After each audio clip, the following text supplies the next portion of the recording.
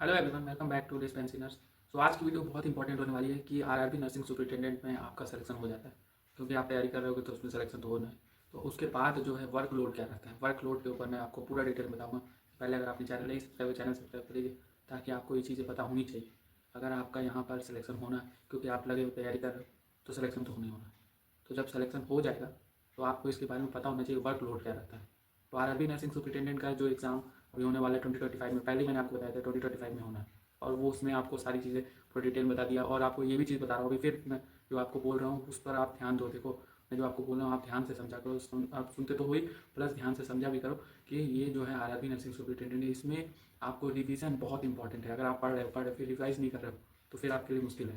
तो ये चीज़ आपको ध्यान देना पड़ेगा कि आपको रिवीजन बहुत करना है, क्योंकि आप इसमें सिलेक्शन आपको इस बार लेने ही लेना है। और ये चीज़ अगर आपका सिलेक्शन हो जाता है तो उसमें वर्कलोड क्या रहता है वो मैं आपको इसमें पूरा डिटेल में बताऊँगा।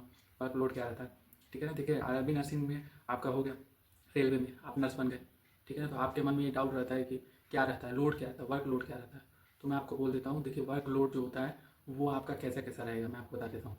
तो उसमें जो स्टाफ नर्स, तो आप एज यूजल आपने किसी हॉस्पिटल में जहाँ वर्क किया होगा, क्योंकि आपने जो ये जीएनएम करने के बाद या बीएससी नर्सिंग करने के बाद फिर आपको इसमें तो आपने वर्कलोड तो आपने ध्यान दिया होगा ना क्या क्या है। तो रेलवे में जो आप एज ए नर्स आप जा रहे हो तो उसमें वर्कलोड कुछ नहीं रहेगा, मैं आपको क्लियर बता रहा हूँ। देखिए, आपको मैं साफ साफ क्लियर बता रहा हूँ, मैं वर्कलोड कुछ रहेगा ही नहीं, कुछ भी नहीं करोगे आप। जहाँ भी आप जाओगे फिर जब आप वहाँ पर आपका आरआरबी रेलवे नर्सिंग जो आरआरबी नर्सिंग सुपरिटेंडेंट हो जाएगा तो उसमें वर्कलोड कुछ रहेगा ही नहीं, मैं आपको बता रहा हूँ, ठीक है ना।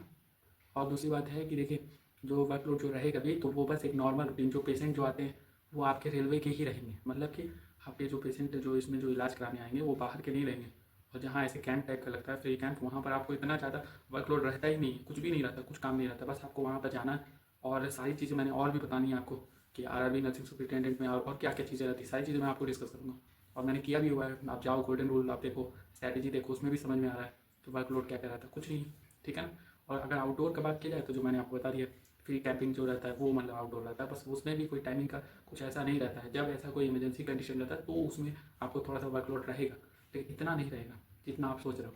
जो आपने स्टाफ नर्सेस का जो आपने यहाँ किया हुआ है तो वहाँ पर जो जैसा कंडीशन रहता है वैसा कंडीशन नहीं रहेगा, मैं आपको बता देता हूँ। तो वर्कलोड में अगर आपको ऐसा कुछ ऐसा कंडीशन रहे कि हाँ, जो आपके जो रेलवे की जो फैमिलीज हैं जो आप देखते हो, और भी जैसे ग्रुप डी हो गया ग्रुप सी हो गया, उसमें भी जो फैमिलीज रहती है वही आपके पेशेंट बन के आएंगे, उन्हीं का आप उसमें केयर करो। और नर्स का तो आपको रहता ही है उसमें, मतलब आपको केयर करना, वर्कलोड मतलब आपको उसमें कुछ भी नहीं रहता है। तो ये चीज़ें आपको ये समझ में आ गई होगी जो मैं आपको समझा रहा हूँ।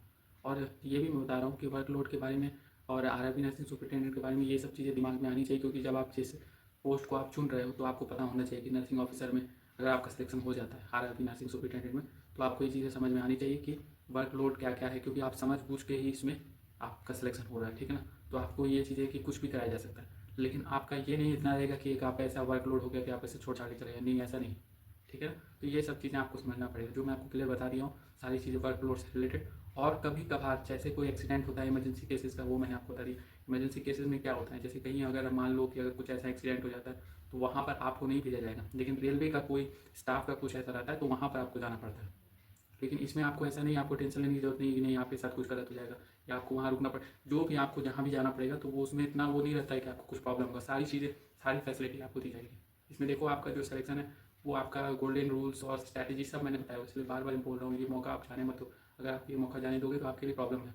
और प्रैक्टिस सेट के ऊपर मैं बार बार आपको फोकस कर रहा हूँ, प्रैक्टिस सेट भी आपको ध्यान देना है। देखो, मैंने साफ साफ बता दिया वर्कलोड कुछ नहीं है, साफ क्लियर बता रहा हूँ। तो आपको इसके लिए पूरी अच्छी तरीके से तैयारी करनी है कि आपको इसमें इस बार सिलेक्शन लेने ही लेना है किसी भी तरह का।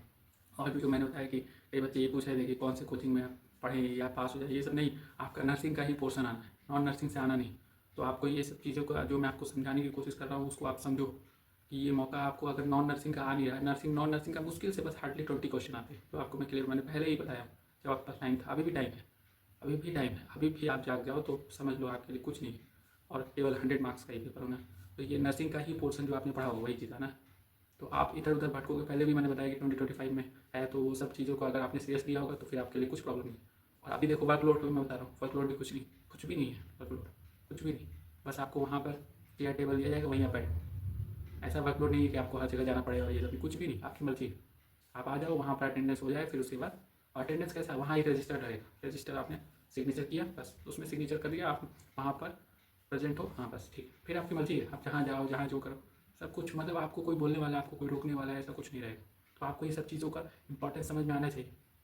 और अगर आप सीखने के लिए कुछ करना चाह रहे हो, जैसे आप आरआरबी नर्सिंग सुपरिटेंडेंट में सीखने के लिए जा रहे हो, तो वो भी अच्छा, तो उसमें भी काफ़ी कुछ सीखने को मिलेगा। ऐसा नहीं है कि काम नहीं है तो आप कुछ सीख नहीं रहे हो, काम नहीं है तो इसका ये मतलब नहीं। आप रेलवे हॉस्पिटल में आप as a RRB nursing superintendent आप उसमें हो गए, सेलेक्ट हो गए, तो आपको बहुत कुछ सीखने को मिलेगा। ऐसा नहीं कि आपको, हाँ लोड एक होता है, वर्क लोड होता है, वो नहीं रहेगा, आपको सीखने को बहुत कुछ मिलेगा, लेकिन आप उसमें सीखोगे।